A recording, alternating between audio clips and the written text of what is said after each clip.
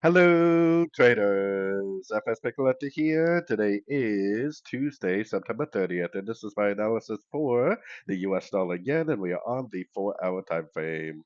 So the dollar yen is pushing down very hard. Now, this is definitely more of a yen move than a dollar move. It's the yen that's moving this more than anything.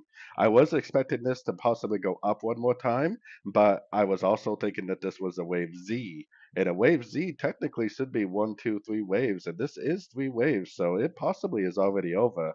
We're at the 78%. If it, does like a double bottom and breaks structure to the upside there, then we could turn bullish again.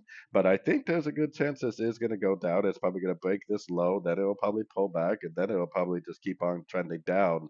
Looks to me like we possibly have the end of a wave Z on the daily time frame, which could be the beginning of a big trend to the downside.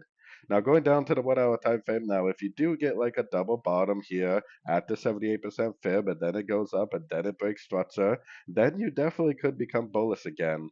But be very cautious. Just because it bounces at a fib level doesn't mean reverse, so it's the bounce and a break of structure because it could bounce, make a three-way pullback, and then just shoot right past the 78% and just keep on trending down. So I definitely would be very bearish on this unless we get a double bottom break of structure at a Fibonacci level. So anyways, don't forget to check out my website linked over here in the corner. And as always, thank you for watching and happy trading.